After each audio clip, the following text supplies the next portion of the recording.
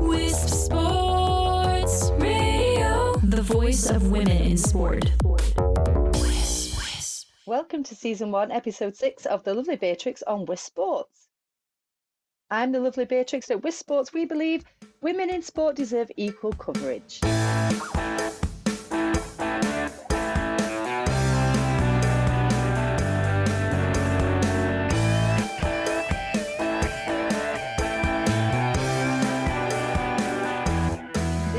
We're talking to the amazing Juke Boxx about leveling up your training and your league. Hello, Juke Boxx. Hi, I'm so happy to be here. I am so happy to have you on my podcast. I've got to say, it's an exciting day for me for sure. So, before we get into the nitty gritty about leveling up, or even just the overview, since we do only have 30 minutes, tell us a little bit about you, Juke Boxx. Tell us about your journey in roller derby. Oh man, it would take 30 minutes. I've been roller skating my entire life. So moving into roller derby was a pretty natural transition. I started playing roller derby when I was at university, when I was 22. I've been playing roller derby now for going on my 12th year. I've skated in, now 4 leagues. So I was with the MadRollin Dolls in Madison, then Minnesota Rollergirls, then Team USA, and then London Brawling, and now most recently Barcelona Roller Derby. So you could safe to say I've been around. You've traveled a little bit. Yeah, you might have seen me here or there. Yeah, I think a few people might know you. What attracted you to roller derby in the first instance? So obviously skating from a young age, that's all great. But what was it about roller derby that kind of caught your fire? Honestly, I had never seen a game. I knew nothing about what the sport was, or even the movement of kind of what I've grown to love. But I just miss being on a team. I grew up playing soccer, and I was on some really amazing teams in high school. We went to state championships. One season we were undefeated. One season we were the total underdogs, and made it to the final in a double overtime shootout and won. And I was never a really excellent player on any of those sports. I was always someone who was good but not great, and I loved it. I loved being on a team. I loved being being a part of something bigger than myself. And so I think I was an athlete without realizing it at that point. And then once I was in roller derby, a few years into it, I finally realized, I really am an athlete. So I think the team aspect was the biggest thing. Yeah. It's really interesting that you say that you were an athlete without realizing it, because I think a lot of people that come into this sport have that similar kind of light bulb moment where all of a sudden maybe sports that they did when they were younger, just didn't quite gel with them because they were through education or whatever, and you're kind of forced to do it. And then all of a sudden you take up this sport, and it's not just about the skating, it's about all the prep and the nutrition and the training and everything else goes with it. And it's a light bulb moment that actually what you're doing now is being athletic and being part of that team and holding yourself accountable as a person. I think it's a pretty amazing transformation that people go through from just skating along to suddenly being driven by something.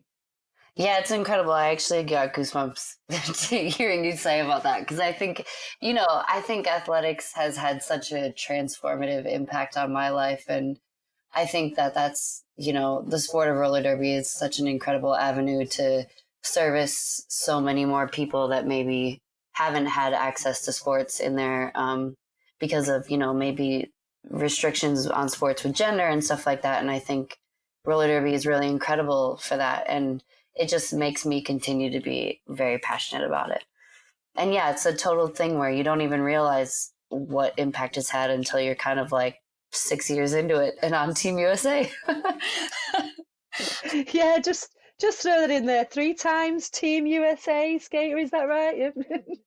Yeah. I think I'm I think there's 7 or 8 of us. I'd have to think. But yeah. It's pretty cool. It's really cool. Yeah.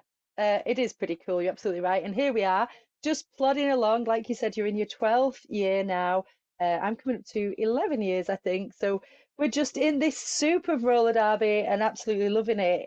And I think what's really interesting about what we're going to chat about today is that idea of kind of leveling up, and not just as a person, but then how do you create that team culture? So how do you as a skater, and then maybe you as a coach as well, create league and team culture to take your team onto that next level, which feels like a really pertinent conversation today of all days, because obviously it's rankings release day in the world of WFTDA.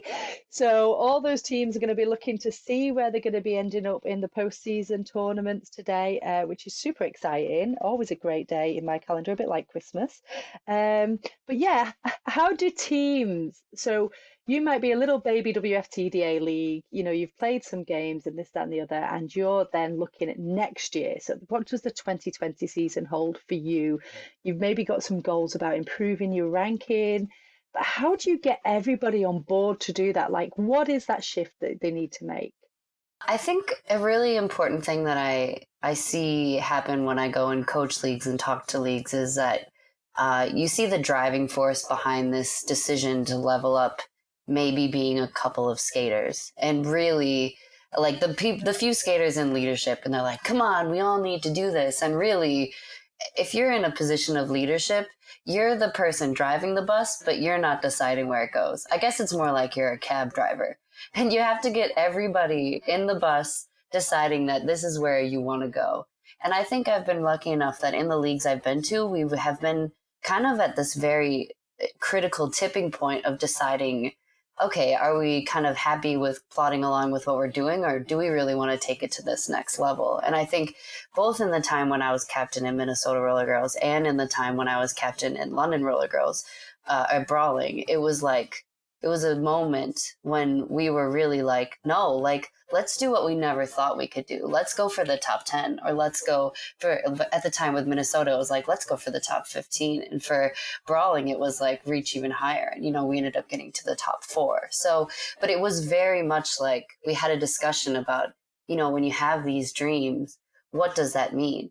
That means competitive play. That means that not equal play time. That means, you know, that means that you're going to be doing off skates on your own time. That means that we're making a commitment together in this.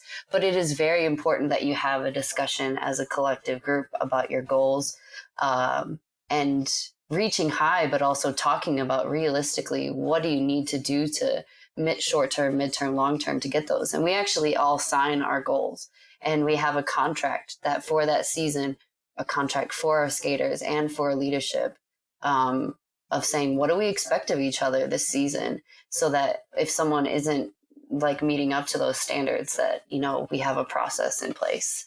But I guess the big message is that the driving force has to come from the entire team. You have to have buy-in from everyone, or the experience will just be like pulling hair. Yeah. I can imagine if you've got that one person who's really not sure about the direction that you're taking, that can really disrupt the whole team vision of what you want to achieve that season. So do you find that often it's about having difficult conversations with people to understand, or not difficult, but having conversations with people to understand their drivers? Or do you just feel like as a team you have to set out this vision and everybody has to buy in? There can't be any deviation from that dream. Do you see what I'm saying? Like, I feel like, you know, people can be awkward sometimes when they can't quite see the vision themselves. They can find stumbling blocks to put in the way of a team success. Not always consciously doing that, but unconsciously. So how do you bring everybody onto that bus? How do you make that stop and get them on the bus without having, or do you have to have difficult conversations, I guess is what I'm asking. Do you have to be prepared as leadership to kind of sit people down and say, with us or you're off? Yeah, I mean, I think it's very much a democratic majority. Like, for me, if the majority of people aren't on the bus, then we're not going there.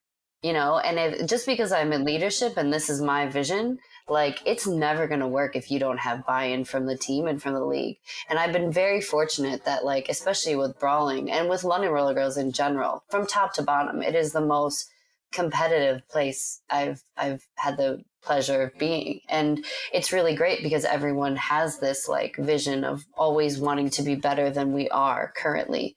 And, you know, when I was in Minnesota, we're in a league where there's a lot of people in home teams and they don't want to, you know, they might treat it more like a bar league or something. And there's a place for that. I want there to be a place for anyone who wants roller derby in their life. And that's fine. But, you know, when your competitive team at that point, they were deciding if they still wanted to be WUFTA or not. And it was kind of like, yeah, let's go for it. Let's go for like top 15 and really do what we can. Because I mean, in that point, we were like, you know, outside of the 30s. So yeah, I think like to answer your question, yes, anytime you're in leadership, you need to be prepared to have difficult conversations. But I'm very much not the type of leader that will force someone into something else. Like, this is who we are as a collective. We have decided together, and leadership's role is to facilitate the goals of the team. The goals of the team are decided as a democratic collective, and my job as leadership is to facilitate those goals that we have all decided together. So yeah, I think that if it's like half and half or wishy-washy, then you need to reassess and you need to come to a collective decision about what you actually want to do that season. Yeah, and I love the idea of setting contracts around short-term, mid-term, long-term goals, and also having your leadership buy into that. So there's kind of this equal trust and shared responsibility to get where you're going. That's a really interesting idea to me. I think something that's also really good that people don't consider is like, you know, if you want to get better than where you are, you have to decompress from the last season. And so something that's really good that we do every year is we do a decompression from the last season, an open forum to talk about what we liked, what we didn't like, how we can improve. And it's like, you know, it's facilitated. So it's not just like it's not people just ragging on each other. It's very productive. But if someone wants to bring up a conversation that was maybe difficult for them to talk about, then they can anonymously send something into leadership, and leadership will bring it up at the meeting. And then we'll also do a handoff from one leadership group to the next. And that, I think, is massively important because so much stuff happens within the leadership group that often ends up being quite private and the rest of the team is not privy to. And if you come into a leadership position and you have no idea of the conflicts resolution that happened for the last season, well, you're starting a step behind already from building and moving forward. So those are things that, you know, if you don't take the time to do that, you're just already setting yourself further back instead of steps ahead each season. Yeah. And I guess your team needs to be able to trust its leadership and the decisions that they're making to take you to where you want those, where those goals are for you. So having that handover, having that opportunity to really share that intelligence, you know, within the training team is important as well, isn't it? Absolutely, absolutely. I do wonder, like, how does it, this is just a personal thing, so how does it feel to be coaching a team that you're also playing with? Do you find that that's a difficulty? Do you think it's something that people maybe shy away from stepping up to the plate to do because they feel like there might be pressure? How do you juggle that? I think that it is really difficult for most players to do. Some people, it brings a better version of themselves, and some people, it makes them a worse player. I think in general, people that step into leadership positions very often will, you know, take the time and do a really good job in that leadership position. How they do as a player as a result, you know, it can go either direction. I find that when I'm in a position of leadership, I feel I'm a bit of a control freak, or at least control freak's the wrong word. I need to know that I'm heard.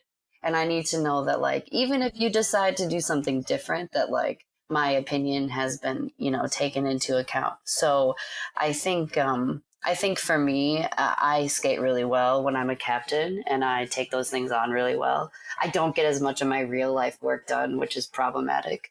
I mean, who does? Yeah, I know, right?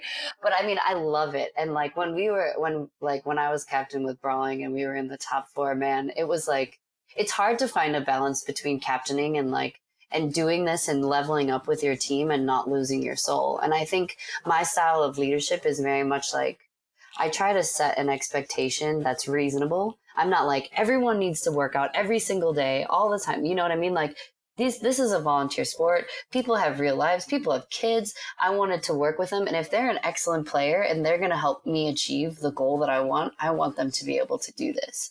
And so I would rather make the experience something that is so special that they don't want to miss it, and make it, and trust them when they can't make it, than to put arbitrary, restrictions on that are unrealistic for a lot of people's lifestyles, and then lose those people or have those people leave with feelings of guilt, because guilt is just not a productive motivator, in my opinion, when you want to level up to the next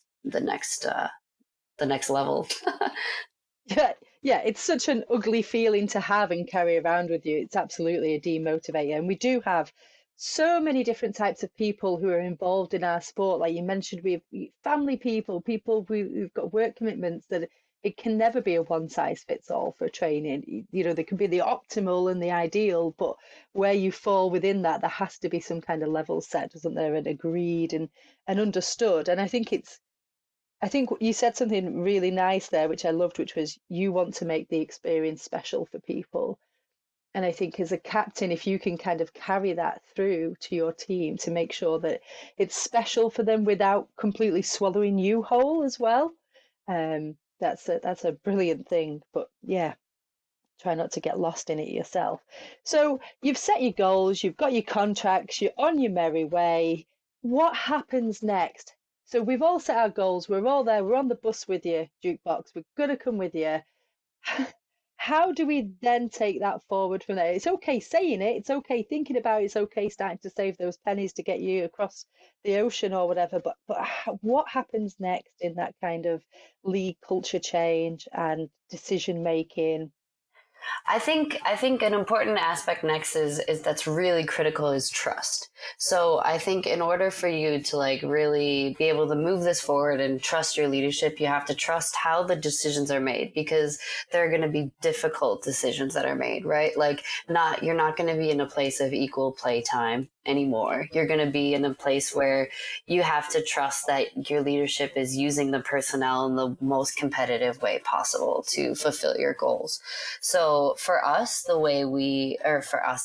I've been on so many teams. What does that even mean?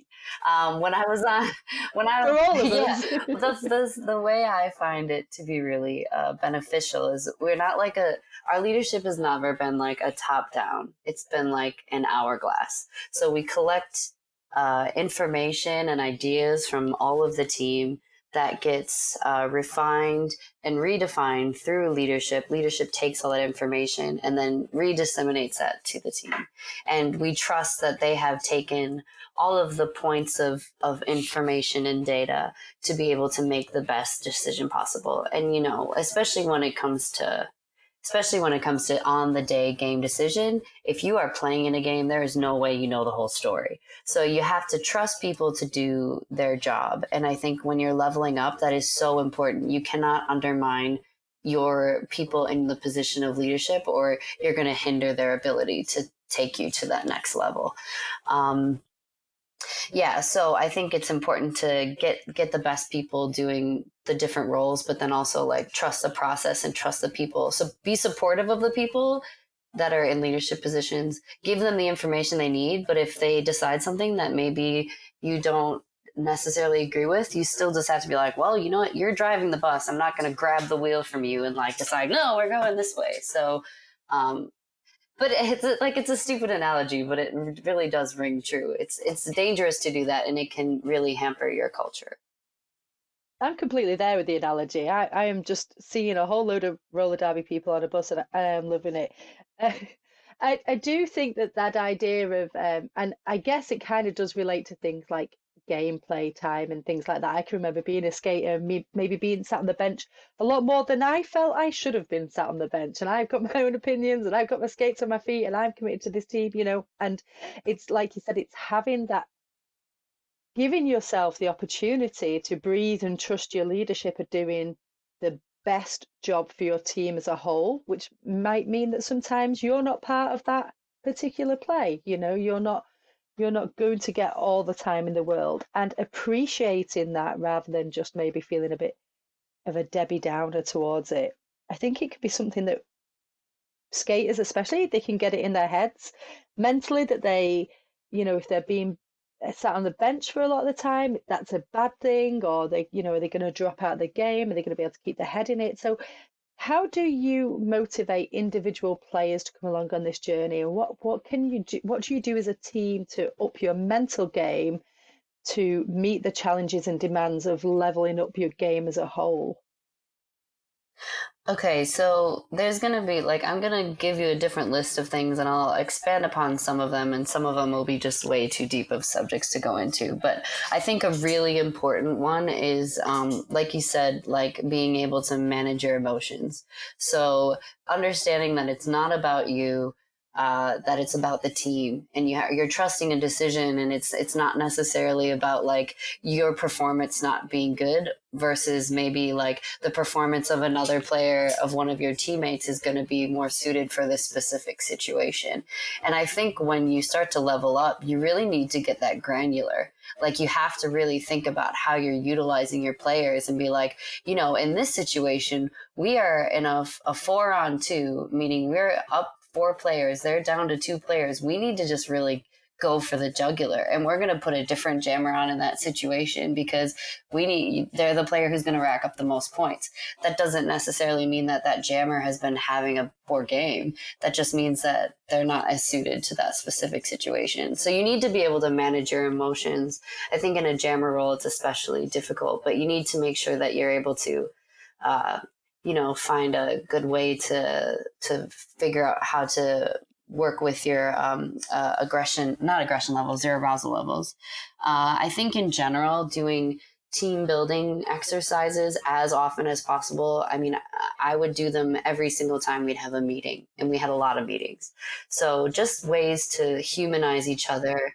And we did speed dating once, and I didn't realize known some of these people for a while, and I didn't know what their jobs were or how many siblings they had or what they smiled about today. So that kind of stuff, don't underestimate the power of just taking the time to get to know each other outside of roller derby a bit more, and loving each other a bit.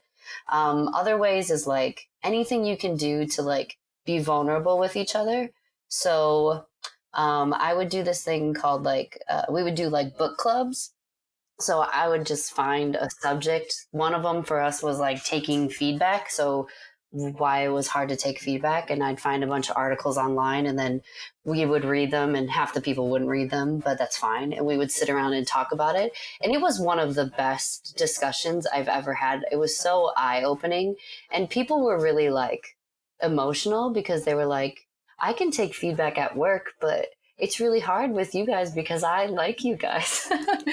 But how personal it was, and you have to be good at taking feedback. And I think that's really, really hard mental aspect when these people are they're so much closer than just work colleagues. And I think that is something to not be underestimated for the new group of people that you're with, and how that impacts your mental game.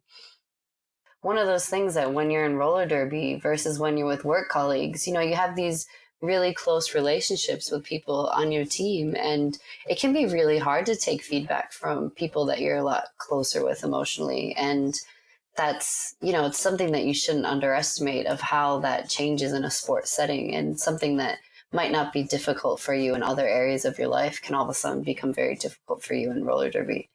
I think one really important and great specification we made was the difference between observations and feedback. So observations are just, this is what just happened. It's not consistently what happens. It's just, this is what happened in that last jam. Because it used to be that every time people would see Ballistic write something in his little book, they would freak out. And anytime he would say anything to them, it was people were really on edge. And we talked about that. And he's you played you missed this block in that last jam. Here's something that you can do to fix it. And it says that doesn't mean that you miss that block every time. It just means that that's literally what happened. And so we kind of differentiated. Feedback is like long-term. These are trends that we notice. We'll give them to you in your preferred like method of getting feedback. Observations are just like, boom, this is what happened. There's not going to be a lot of thought put into how I communicate that. It's just data and information. And so I think that was a really good turning point for people that had a hard time taking feedback, was like, these are observations, and the difference between what long-term feedback was. Yeah, that delineation of the two ways that you talk about actions that have happened out on track, and I guess really helps people understand and process it a little bit more and a bit differently. I mean, I just think people suck at taking feedback because they take it personally. They feel like, oh my God, you think I'm a terrible person. Well, roller derby is a feisty love affair to have. And I feel like, any kind of criticism of your love affair is always really difficult, isn't it? But yeah, you're right. It's like, oh my gosh, I'm the worst blocker in the world because no, you're not. I'm just going to help you become an even better blocker or whatever. It can be difficult and tricky, especially as well, I guess, back to that kind of beginning conversation we had. If this is your first real time as an athlete in a sport, and receiving that feedback to improve and enhance your performance might be something you're really unfamiliar with. And so knowing where to put that emotionally, which shelf does that sit on in my emotions, can also be a really difficult thing for people to do, as well as processing that feedback. So I think it's great that you have that in mind and you have that delineation of the two different expectations from feedback and observation.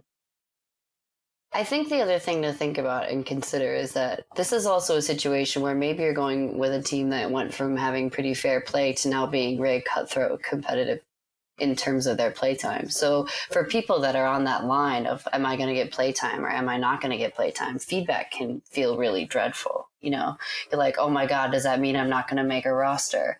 But really you should invite that because it's people taking time to try to make you better. But I know at the time it's very difficult and we all put all of our defense mechanisms go straight up, but that's just like human nature. But I think as a culture, as a league, you can be more, as a team, you can be supportive of each other with like trying to break down those emotional barriers and be vulnerable with each other about why is taking feedback so difficult for you. And if you can talk about that openly as a team, I promise you that it will become easier to take feedback from each other. We definitely changed some of our processes as a result of that conversation, and it was very positive. Could you give me an example of how you give feedback to how in the past you've given feedback to teams? So I'm just thinking about, I know there'll be coaches and skaters and captains that'll be listening to this podcast. What's a real life example you can give of maybe how you changed something successfully or that you felt was successful? Okay, so for example, we used to like, if someone didn't make a roster before the roster would go out, we would send out and say like, hey, this is the roster, just letting you know, like, you're not on it. Then we'd give people feedback. These are the things you need to work on. And the response that we got was kind of like, it was like 2 punches to the gut. It was like, hey, you didn't make the cut. And, here, you suck at this. So the process that got changed was like, okay, here's the roster. And actually now I don't even think they send out emails to anyone beforehand, which is also fine. But it's just like, if you want feedback, come to us and we'll give it to you. Because very often roster decisions, when you have that many good players or when you're leveling up, has very little to do with what you do specifically. It has to do with what someone else is doing comparatively and someone else's progress curve. And so that's not really good feedback for someone, right? It's like, well, actually this person's just doing better than you, but I think at a certain point, like that's what you have to say, because it's like, you're doing great. Carry on doing what you're doing. Maybe there's some other areas you need to pay attention to, but when you level up to the next competitive arena, you have to consider that there are just certain aspects that people will do something differently, or that they're going to out edge you in certain ways, and it has very little to do with you all of a sudden getting worse. And I think that that's the thing that people don't take on board very well.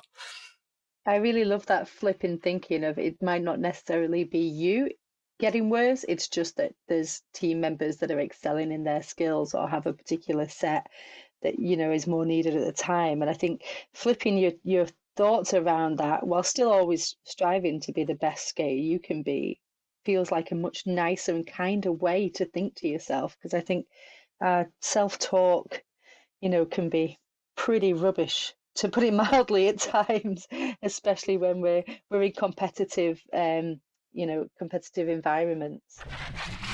All sports, one voice, we coach. Tune in to the voice of women coaches on the We Coach podcast. This is Wisp Sports.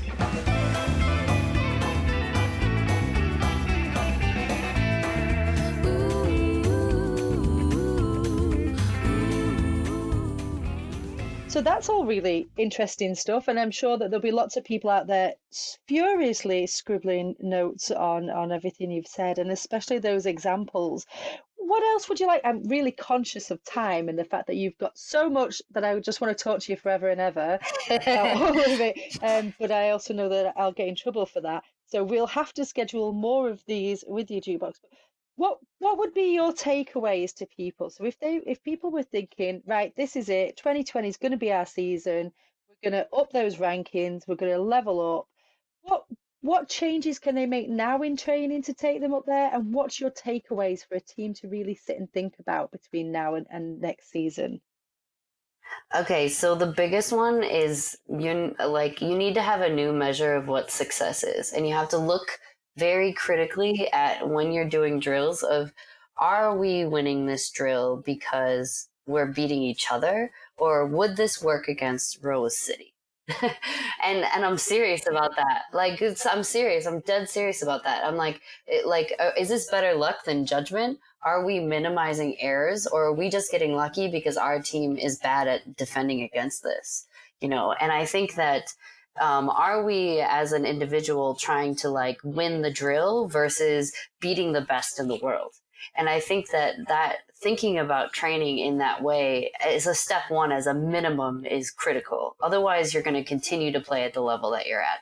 And if you don't have someone with a critical eye, or you can't, it's hard. There are players that can do it, but it's really good to have a coach that can look at that and understand the game and watch trends. But you know, I think at the bare minimum, that has to be something that invades every aspect of your training. You have to have a new definition of what success looks like, because just getting out and beating yourselves is no longer good enough. You need to be able to beat a defense or stop a jammer that is much better than anyone on your own team. I think a really good way to do that, in drills, is making parameters that have to do with time or minimizing errors. So, for example, do something where you're doing a drill where you're bridging, and you have a jammer against a wall, and you have your wall trying to hold that jammer from that standstill, and they have to try to hold them for 15 seconds. Yeah. And 15 seconds is actually quite a long time. So it's good for the jammer. If the jammer at any point gets hit off and recycled back, drill's over, you have failed. Because if you have 15 seconds, you better not get hit off the track. So that's about minimizing mistakes. And then switch it so that it's like you only have to hold for 5 seconds. And you'd be surprised at the mental aspect of, I've seen it go both ways. It's really funny. Teams that are get sloppy when they're ahead very often don't do well when they have the upper hand in those drills, and vice versa. Well, with brawling, it was if we were confident, we'd close it out and murder them. If we felt like we had the lower hand, then we'd really struggle. So it was just it's an interesting exercise and a way to change things. So changing just killing the drill if the mistakes that will really burn you occur, and start again, and making it a challenge. And some people are uncomfortable with that style of training, but it makes you much more aware of how often you commit those errors that are actually very fatal errors in gameplay. I feel like I'm just going to stay on the track forever just because you said you better not get off that track. I'm not going to get off the track, Duke. You can get hit off, you just can't get recycled, right? I'm with you. So, okay, you're going to implement that. You're going to really think about, are we just being successful at our own drills, or are we drilling to be successful against the best team in the world? Fantastic. What else could a team do to really reset and refocus and bring their next level to the next season? I think another thing is just like being creative. So there is an element of like looking at top teams. Yes, absolutely. Look at top teams, see what they're up to, use that for inspiration. But when it comes down to it, if you don't physically have like Scald Eagle or Esther Rocha or those people on your team, you might not be able to do the specific strategies they do. And what you don't realize is that top teams like come up with their own strategies around the personnel that they have. And there's no reason that teams that are a bit lower down in the rankings cannot do the same thing. You don't have to just copy what those teams are doing. So be innovative. So something that Ballistic did that was excellent that I just have taken away with me for like all coaching is doing explorative training. And this is basically something you do in the game 1,000 times as both a jammer and a blocker is catching and containing. So catching the jammer is just a jammer approaching from 20 feet away. What happens in the first 3 seconds of those moments? Can the jammer make the wall uncomfortable? Can the wall get a good catch? Because if you can do that well, then you're more likely to have a good contain, right? But a lot of teams will practice that all catch and contain all in one go. Their catch will be terrible, but they'll save themselves with the contain. So just by breaking those things down into 2 separate things and problem solving with your specific group of players, can be really effective. So historically, our packs have worked completely differently in terms of the way they defend. And that's really difficult for an opponent to deal with because, you know, they have to be able to work out 2 different styles of defense as well. So use your personnel, find solutions for the body types that you have specifically and experiment and like come back to like, when I do this with my body, this is what happens, and play around with it and learn from each other and discuss. And once you find something that works for you, then repeat it and, drill it to hell. But it is good to have that time of explorative training, but not forever. I love that idea as well, though, of just, you're quite right. Not everybody has a Scald Eagle on their team. So experiment with the bodies that you've got and make it personal to you. And then it's going to work because you're not Rose City or you're not whoever, Denver or whoever, so that's fabulous. Well, I mean, I feel like that was a whistle-stop tour in how to really level yourself up, but also some beautiful golden nuggets from you as well. I do have one last question to ask you though, Juke Boxx. Where did you get into the top 15 with MadRollin Dolls? That was your goal. Did you get there? Not with MadRollin Dolls, with Minnesota Rollergirls. Yeah, we did. I apologize. Yeah. You did. No, it's okay. With MadRollin Dolls, there was only DNN. There was no there was no mathematical rankings, but you know what? We did make it to champs for the first time ever with that team. And yeah, it was definitely, we made the goals that we had set out. And yeah, with all those teams we did. I mean, the goal that we didn't make with brawling was obviously like getting to the final, and we seem, it just seems like English sports, we can be real good at getting fourth, but it's not a bad place to be. It's all right. You know what? We can all level up. Yeah, you're just leaving yourself space for the next season. That's how I feel. Real quick, what's your goals with Barcelona Roller Derby? Have you set those for the season, or are they top secret? Learn Spanish.